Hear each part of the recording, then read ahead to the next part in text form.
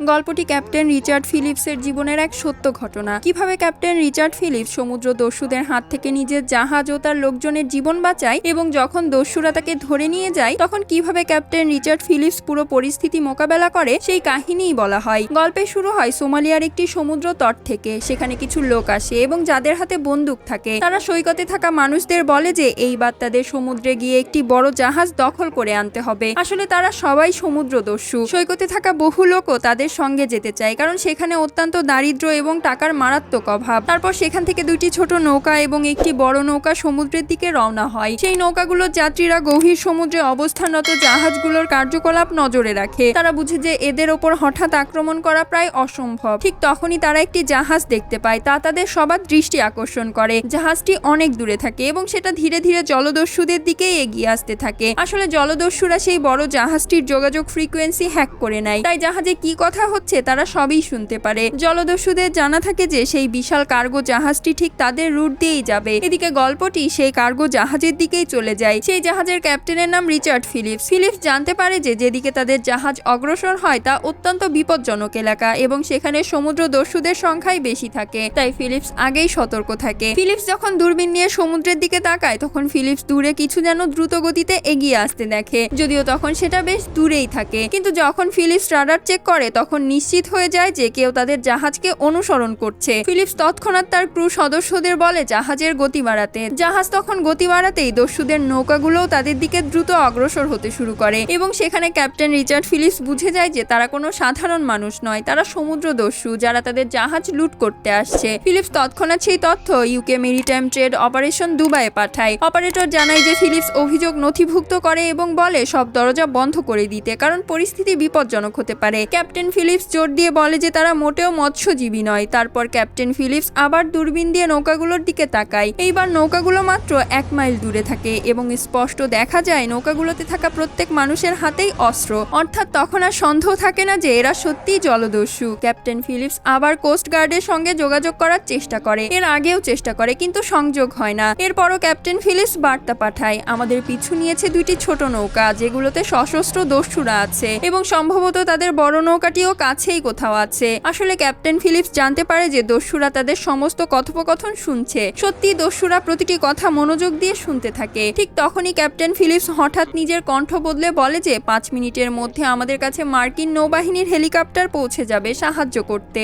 বাস্তবে তখনও পুলিশ বা কোনো বাহিনীর সঙ্গে জাহাজের কোনো যোগাযোগ হয় না। ক্যাপ্টেন ফিলিপস ইচ্ছা করে গলা বদলে এমন কথা বলে যাতে দস্যুরা ভয় পায় এবং পিছিয়ে যায়। ঘটনাও তেমনটাই হয়। দুটি ছোট নৌকার মধ্যে একটিতে থাকা দস্যুরা ভয় পেয়ে ফিরে যায়। তারা নিজেদের জীবন ঝুঁকিতে ফেলতে চায় না বলেই ফিরে যায়। পেছনে আরো একটি বড় নৌকা থাকে যেটাতে একজন বয়স্ক লোক থাকে। লোকটিও ফিরে যাওয়ার সিদ্ধান্ত নেয় এবং তাদের পিছু নেওয়া বন্ধ করে। তখন কেবল একটি নৌকা থাকে যাতে 4 জন দস্যু থাকে। তারাই ক্যাপ্টেনের জাহাজের পিছু ধাওয়া করে যেতে থাকে। ক্যাপ্টেন ফিলিপস তার ক্রুদের বলে ওদের নৌকাকে ঢেউয়ে ফেলে দাও। তারপর তারা জাহাজের গতি কমিয়ে ডান বাম দিকে তীব্র মোড় নিতে শুরু করে। এতে সমুদ্রে বিশাল বিশাল ঢেউ সৃষ্টি হয়। শক্তিশালী ঢেউয়ের চাপ সহ্য করতে না পেরে দস্যুদের ছোট নৌকার ইঞ্জিন নষ্ট হয়ে যায়। সন্ধ্যার পর ক্যাপ্টেন ফিলিপসের জাহাজ অনেক দূরে এগিয়ে যায়। রাতের বেলা জাহাজে থাকা সব ক্রু সদস্য একত্রিত হয়ে আলোচনা করে যদি দস্যুরা আবার আক্রমণ করে তাহলে কিভাবে প্রতিরোধ করা হবে। ক্যাপ্টেন ফিলিপস বলে আজ যেভাবে তাদের থামাতে পেরেছি সেভাবেই আবারও চেষ্টা করব।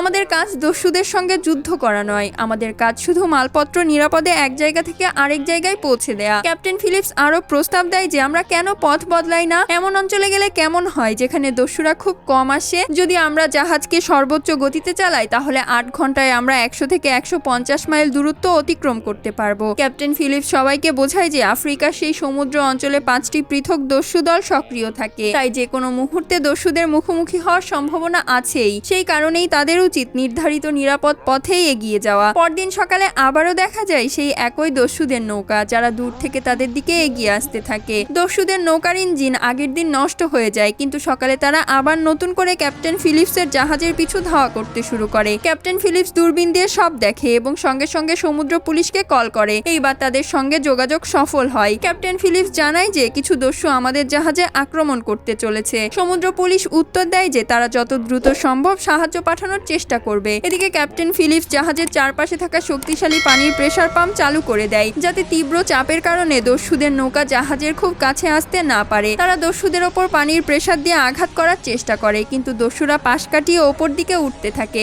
অবশেষে সেই 4 জন দস্যু জাহাজের ডেকে উঠে পড়ে। ক্যাপ্টেন ফিলিপস বুঝে যায় এখন জাহাজ পুরোপুরি তাদের দখলে চলে গেছে। ক্যাপ্টেন ফিলিপস তৎক্ষণাৎ টেলিফোনে সব ক্রু সদস্যদের ঘোষণা করে বলে, সবাই নিচের ইঞ্জিন রুমে লুকিয়ে পড়ো। আমি চাই না কেউ আহত হোক। আমার অনুমতি ছাড়া আমি যতক্ষণ টাইম কোড ওয়ার্ডটি না বলবো তার আগে কেউই বাইরে বের হবে না। তখন নির্দেশ দেওয়ার পরপরই সেই 4 দস্যু জাহাজের ডেকে পৌঁছে যায়। দস্যুরা জাহাজে উঠেই দুজনকে জিম্মি করে ফেলে এবং তাদের নেতা, যার নাম মিউসা ক্যাপ্টেন ফিলিপসকে বলে, তোমাদের ভয় পাওয়ার দরকার নেই, আমরা কাউকে মারতে আসিনি, বরং দর কষাকষি করতে এসেছি। ক্যাপ্টেন ফিলিপস দস্যুদের বোঝানোর চেষ্টা করে, এই পুরো জাহাজে শুধু খাবার, নথিপত্র এবং সাধারণ মালপত্র আছে এবং আমাদের কাছে মাত্র $30,000 রয়েছে। তোমরা চাইলে টাকাগুলো নিয়ে ফিরে যেতে পারো। কিন্তু দস্যুদের নেতা মিউসা উত্তর দেয়, আমরা ভিখারি নই, তোমার সব ক্রু সদস্যদের ওপরে ডেকে আনো। ক্যাপ্টেন ফিলিপস তখন ঘোষণার ভান করে সিস্টেমে কথা বলে যেন সবাই ওপরে আসতে থাকে, কিন্তু ক্যাপ্টেন ফিলিপস ইচ্ছা করেই টাইম অর্থাৎ নির্ধারিত পাসওয়ার্ড উচ্চারণ করে না। দস্যুরা তখন জাহাজের জরুরি সিস্টেমের কন্ট্রোল রুম লক হয়ে যেতে দেখে অবাক হয়। তখন নেতা মিউসা রাগ করে প্রশ্ন করে, দরজা বন্ধ হয়ে যায় কিভাবে? ক্যাপ্টেন ফিলিপস শান্তভাবে বলে, জাহাজ খুব দ্রুত গতিতে চলে, তাই সিস্টেমের সমস্যা হয়েছে। দস্যুরা আবার লাউড স্পিকারে ঘোষণা করে, নিচে যারা আছো যদি দ্রুত ওপরে না আসো তাহলে খারাপ কিছু ঘটবে। দস্যুরা হুমকি দেয় এবং বলে, প্রতি 1 মিনিটে আমরা তোমাদের একজনকে মেরে ফেলবো। তবুও কেউ ওপরে আসে না, কারণ ক্যাপ্টেন ফিলিপস নির্দেশ দেয় যে পাসওয়ার্ড টাইম যতক্ষণ না বলা হবে ততক্ষণ কেউ বাইরে বের হবে না। দস্যুদের নেতা মিউসা তার লোকজনের অবাধ্যতায় রেগে যায় এবং ক্যাপ্টেনকে বলে, আমি নিজেই নিচে গিয়ে দেখে আসবো, আসলে আমি চাই সব লুকানো লোকদের বের করে আনতে। ক্যাপ্টেন ফিলিপস শান্তভাবে বলে, ঠিক আছে, কিন্তু মনে রেখো ইমার্জেন্সি লাইটটাই একমাত্র নিচের আলো, এটা যদি বন্ধ হয়ে যায় তাহলে আমরা কিছুই দেখতে পাবো না। এই কথা বলতে বলতে ক্যাপ্টেন ফিলিপস নিজের হাতে থাকা ওয়াকি টকির বোতামটা চাপা অবস্থায় রাখে, যাতে নিচের ইঞ্জিন রুমে লুকিয়ে থাকা সব ক্রু সদস্য কথাগুলো শুনতে পায়। নিচে থাকা লোকজন তখন বুঝে যায় তাদের ইমার্জেন্সি লাইট অবশ্যই বন্ধ করতে হবে, না হলে দস্যুরা নেমে গিয়ে তাদের খুঁজে পাবে। এই কারণে ক্রুদের একজন জেনারেটর বন্ধ করতে বেরিয়ে যায় এবং আরেকজন পানি আনতে যায়। অন্যদিকে ক্যাপ্টেন ফিলিপস, মিউসা এবং একজন লোক 3 জন ইচ্ছে করেই মিউসাকে এমন জায়গার দিকে নিয়ে যেতে থাকে যেখানে দস্যু মিউসা নিচে নামার আগে জাহাজে লাগানো একটি ড্রাগাম দেখে ফেলে। সেখান থেকে মিউসা বুঝে যায় যে ইঞ্জিন রুম জাহাজের একদম সামনে অবস্থিত। মিউসা তখন ক্যাপ্টেন ফিলিপসকে বলে, আমাকে প্রথমেই ইঞ্জিন রুমে যেতে হবে, কারণ সব সমস্যার শুরু সেখান থেকেই। ক্যাপ্টেন ফিলিপস জবাব দেয়, ঠিক আছে, কিন্তু তার আগে পানীয় জল নিতে হবে, কারণ নিচে আলো নেই আর ইঞ্জিন রুম খুব গরম থাকে। 3 দস্যুই পানি আনতে নিচে নেমে যায়। সেখানে ইতিমধ্যেই জাহাজের একজন কর্মী লুকিয়ে পানি নেওয়ার অভিনয় করতে থাকে। ফিলিপস তাকে দেখে ফেলে। লোকটি ঠান্ডা স্টোরেজের ভেতর অন্ধকারে লুকিয়ে থাকে। দস্যুদের নেতা মিউসা ভেতরে ঢোকার ঠিক আগে ক্যাপ্টেন ফিলিপস তাকে সাবধান করে বলে, তুমি পায়ে কিছু পরনি, আঘাত পেতে পারো। এই কথা বলেই 3 দস্যু পানি নিয়ে সেখান থেকে বেরিয়ে যায় আর ক্যাপ্টেন ফিলিপস সেই লুকিয়ে থাকা কর্মীকে বাঁচাতে সক্ষম হয়। কিন্তু কর্মীটি ক্যাপ্টেনের কথা থেকে একটি গুরুত্বপূর্ণ তথ্য শুনে ফেলে, দস্যুরা পায়ে কিছু পরেনি। তাই সে তৎক্ষণাৎ ওয়াকি টকি দিয়ে ইঞ্জিন রুমে লুকিয়ে থাকা তার সঙ্গীদের জানিয়ে দেয় যে যারা তোমাদের দিকে আসছে তাদের পায়ে কিছু নেই, তাই দরজার সামনে কাঁচ ছড়িয়ে দাও যাতে তারা ঘায়েল হয়ে যায়। যখন দস্যু মিউসা ও তার সহযোগীরা ইঞ্জিন রুমের দিকে এগোয় তখন তারা দরজার সামনে ছড়ানো কাঁচে পা দিয়ে ফেলে, কারণ তাদের পায়ে কিছুই পরা থাকে না, ফলে তাদের একজনের পা মারাত্মকভাবে জখম হয়ে যায়। সেই সময় 3 দস্যু ইঞ্জিন রুমের ভেতরে ঢোকে যেখানে সব কর্মীরা লুকিয়ে থাকে। ঠিক তখনই লাইট নিভে যায়, কারণ ওপরের ক্রু সদস্য জেনারেটর বন্ধ করে দেয়। অন্ধকারে মিউসা রেগে চিৎকার করে ফিলিপসকে জিজ্ঞেস করে, এখানে কি হচ্ছে,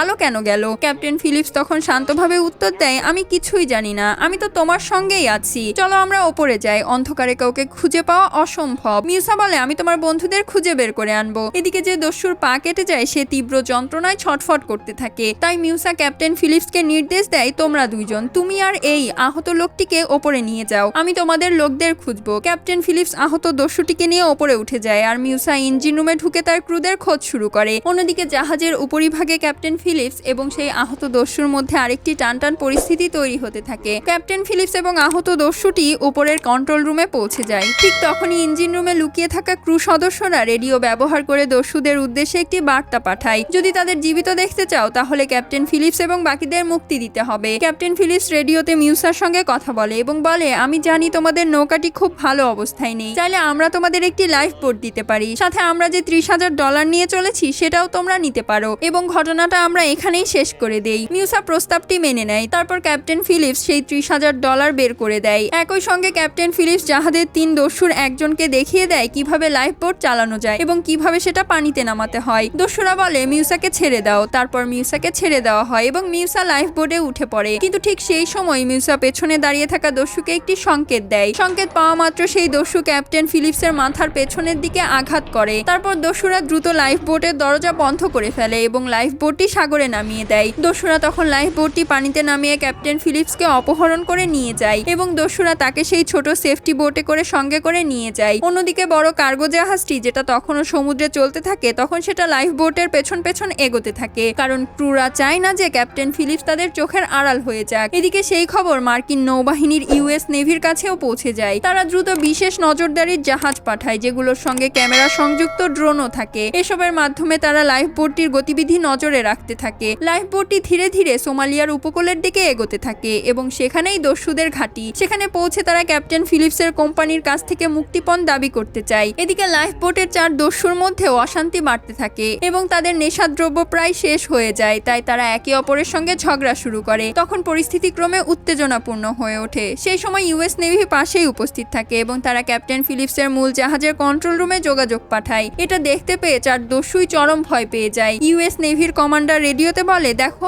আমরা তোমাদের যেতে দেব। মিউসা ভয় পেয়ে উত্তর দেয়, আমরা কোনো সন্ত্রাসী নয়, আমরা সাধারণ জেলে। কিন্তু মিউসা ক্যাপ্টেন ফিলিপসকে ছাড়তে মোটেও প্রস্তুত থাকে না। মিউসা দাবি জানায় যে আমরা ক্যাপ্টেন ফিলিপসকে তখনই ছাড়বো যখন তোমরা আমাদের $10 মিলিয়ন দেবে। ইউএস নেভি মিউসাকে বোঝায় এটা এত সহজ নয়, এত টাকা জোগাড় করতে সময় লাগবে, কিন্তু ততক্ষণ আমরা তোমাদের খাবার ও পানি পৌঁছে দিতে চাই। দস্যুরা শেষ পর্যন্ত রাজি হয়, কারণ তাদের কাছে খাবার ও পানির কঠিন অভাব ছিল। কিছুক্ষণ পর ইউএস নেভির 2 ছোট নৌকা লাইফ বোটের কাছে পৌঁছে যায়। তারা বলে, প্রথমে আমরা ক্যাপ্টেন ফিলিপসকে দেখতে চাই। দস্যুরা তখন ক্যাপ্টেন ফিলিপসকে বাইরে এনে দেখায়। ক্যাপ্টেন ফিলিপস জিজ্ঞেস করে, আমার পরিবার কি জানে আমি কোথায় আছি? ইউএস নেভি উত্তর দেয়, হ্যাঁ, আমরা তাদের প্রতিটি খবর জানিয়ে দিচ্ছি। ক্যাপ্টেন ফিলিপস তখন বলে, আমার পরিবারকে জানাতে হবে যে আমি লাইফ বোটের 15 নম্বর সিটে বসে আছি। আসলে সেটা থাকে ক্যাপ্টেন ফিলিপসের একটি সংকেত, ইউএস নেভিকে বোঝানোর জন্য ফিলিপস কোথায় বসে থাকে, যাতে পরবর্তী পরিকল্পনায় তা কাজে লাগে। ক্যাপ্টেন ফিলিপস বলে, আমি লাইফ বোটের 15 নম্বর সিটে আছি। এটা থেকে ইউএস নেভির একটি ইঙ্গিত। তারা বুঝে যায় ক্যাপ্টেন ঠিক কোন জায়গায় বসে থাকে। এদিকে মিউসা লক্ষ্য করে যে ক্যাপ্টেন ফিলিপস নৌবাহিনীর লোকেদের সঙ্গে বেশি কথা বলে। এতে মিউসা রেগে গিয়ে ক্যাপ্টেনের কানের ঠিক পাশে গুলি ছোড়ে, যেন ভয় দেখানো যায়। তারপর মিউসা দস্যু বিলালকে ভেতরে আসতে বলে। মিউসা বলে, তুমি নেভির লোকেদের সঙ্গে এত কথা বলবে না। ইউএস নেভি দূর থেকে গুলির শব্দ শোনে এবং তৎক্ষণাৎ তাদের নৌকা পিছু সরিয়ে নেয়। কিছুক্ষণ পর নেভি আবার রেডিওতে যোগাযোগ করে যে ক্যাপ্টেন ফিলিপস কি ঠিক আছে। ক্যাপ্টেন ফিলিপস উত্তর দেয়, হ্যাঁ, আমি ঠিক আছি। তারপর রাত নেমে আসে। লাইফ বোটটি দ্রুত সোমালিয়ার দিকে এগোতে থাকে। নেভি বুঝে যায় যদি লাইফ বোটটি সোমালিয়ার তীরে পৌঁছে যায় তাহলে ক্যাপ্টেন ফিলিপসকে উদ্ধার করা অসম্ভব হয়ে যাবে। সেই সময় ক্যাপ্টেন ফিলিপস মিউসাকে বলে, আমাকে টয়লেটে যেতে হবে। মিউসা তখন অনুমতি দেয়। ক্যাপ্টেনের সঙ্গে সেই দস্যুটিও থাকে, যার পায়ে কাঁচ লাগে। সুযোগ বুঝে ক্যাপ্টেন ফিলিপস তাকে সমুদ্রে ঠেলে ফেলে দেয় এবং নিজেও অন্য দিক দিয়ে পানিতে ঝাঁপিয়ে পড়ে। ঠিক তখনই ক্যাপ্টেন ফিলিপস দূরে ইউএস নেভির বড় বড় যুদ্ধ জাহাজের আলো দেখতে পায়। ক্যাপ্টেন ফিলিপস তখন সমুদ্রের দিকে সাঁতরে পালানোর চেষ্টা করে। ইউএস নেভির রাডার থেকে টের পায় যে পানিতে 2 জন মানুষ আছে, কিন্তু গভীর অন্ধকারের কারণে তারা নিশ্চিত হতে পারে না যে এদের মধ্যে একজন ক্যাপ্টেন ফিলিপস কিনা। তার আগেই দস্যুরা লাইফ বোটটি ঘুরিয়ে দ্রুত ক্যাপ্টেন ফিলিপসের কাছে পৌঁছে যায় এবং তাকে আবারও ধরে ফেলে। এদিকে মার্কিন নৌবাহিনীর হেলিকপ্টার থেকে নেভি সিলস দল এসে পৌঁছে যায় এবং তারা চারদিক থেকে লাইফ বোটটিকে ঘিরে ফেলে। সিল কমান্ডাররা দস্যুদের সতর্ক করে বলে, তোমরা যাই করো তোমাদের সোমালিয়া যেতে দেওয়া হবে না। ক্যাপ্টেন ফিলিপসকে যদি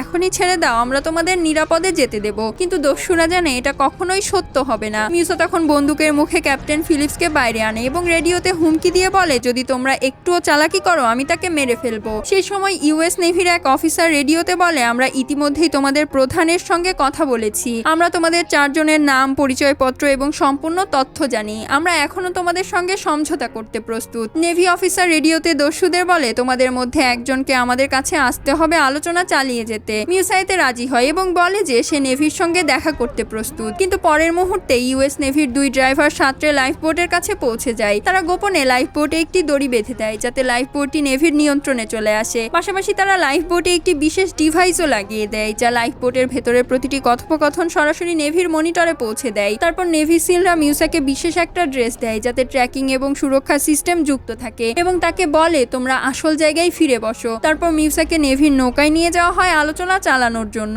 এদিকে বাকি 3 দস্যু লাইফ বোটের দিকে জোরালো ফ্লাড লাইট জ্বালিয়ে দেওয়া হয় যাতে তারা সামনের কিছুই দেখতে না পায়। নেভি স্নাইপাররা দূর থেকে দস্যুদের মাথায় নিশানা করার চেষ্টা করতে থাকে, কিন্তু পরিষ্কার শট পায় না কারণ দস্যুরা মাথা উঠায় না এবং লাইফ বোটের অবস্থান দুলতে থাকে। নেভি লাইফ বোটকে দড়ি টেনে নিজের দিকে আনতে শুরু করে, কিন্তু দস্যুরা তা বুঝতে পারে না কারণ তাদের একজন লোক বন্দী অবস্থায় নেভির সঙ্গে থাকে আর তাদের নেশার জিনিসও শেষ হওয়ার দিকে, ফলে তাদের মনোযোগ ছড়িয়ে পড়ে। এদিকে ক্যাপ্টেন ফিলিপস মনে করতে থাকে, হয়তো আজ আমি আর বাঁচবো না, পরিস্থিতি ভয়াবহ। তাই ক্যাপ্টেন পরিবারের জন্য শেষ চিঠি লিখতে শুরু করে। ঠিক তখনই দস্যুদের একজন ক্যাপ্টেনকে দেখে ফেলে এবং তার সঙ্গে ধস্তাধস্তি শুরু হয়। কিছুক্ষণের মধ্যেই তারা আবার ক্যাপ্টেন ফিলিপসকে কাবু করে ফেলে। তারা তার হাত বেঁধে দেয় এবং চোখেও কাপড় বেঁধে অন্ধ করে রাখে। এদিকে দস্যুরা বুঝে যায় ইউএস নেভি তাদের সঙ্গে খেলা করছে। তাদের মধ্যে সবচেয়ে বিপজ্জনক এবং ক্ষমতাশীল দস্যুটি সিদ্ধান্ত নেয় তারা পুলিশের ওপর গুলি চালাবে, কিন্তু বাকি দুই দস্যু তা চায় না, কারণ তারা আতঙ্কে ভুগতে থাকে। এদিকে ইউএস নেভির স্নাইপাররা ইতিমধ্যে দস্যুদের ওপর নিশানা স্থির করে রাখে, শুধু সুযোগের অপেক্ষায় থাকে। ঠিক তখন নেভির জাহাজ থেকে আদেশ আসে, লাইফবোট টানা বন্ধ করো। দড়ি টানা বন্ধ হতেই তখন লাইফবোট হঠাৎ একটু ধাক্কা খায়। সেই হালকা ঝাঁকুনির ফলে তিনজন দস্যুই এক মুহূর্তের জন্য পরিষ্কারভাবে স্নাইপারদের লক্ষ্যবস্তুতে চলে আসে। সুযোগ বুঝে ইউএস নেভি সিল স্নাইপাররা একই মুহূর্তে তিন দস্যুকেই নিখুঁতভাবে গুলি করে হত্যা করে। ক্যাপ্টেন ফিলিপসকে মুক্ত করা হলেও সে গভীর মানসিক আঘাতে থাকে, কারণ কয়েকদিনের বন্দিত্ব, মৃত্যু ভয়, মারধর সব মিলিয়ে ক্যাপ্টেন ফিলিপস প্রচন্ড শকে থাকে। তবুও ক্যাপ্টেন ফিলিপস বেঁচে ফিরে। এর সাথেই গল্পটির সমাপ্তি ঘটে। যে দস্যু নেতা পালায়, পরবর্তীতে তাকেও ধরে ফেলা হয়। তারপর দস্যুদের সঠিক শাস্তি দেওয়া হয়। এটা ক্যাপ্টেন রিচার্ড ফিলিপসের জীবনের একটি সত্য ঘটনা, যা ঘটে 2009 সালে। পরবর্তীতে 2013 সালে সেই সত্য ঘটনাকে ভিত্তি করে একটি চলচ্চিত্র নির্মিত হয়, ক্যাপ্টেন ফিলিপস, যেখানে টম হ্যাঙ্কস অভিনয় করে। আশা করি এই সত্য ঘটনার গল্পটি আপনাদের ভালো লেগেছে। এমন নতুন নতুন মুভির গল্প দেখার জন্য আমাদের চ্যানেলটি অবশ্যই সাবস্ক্রাইব করতে ভুলবেন না।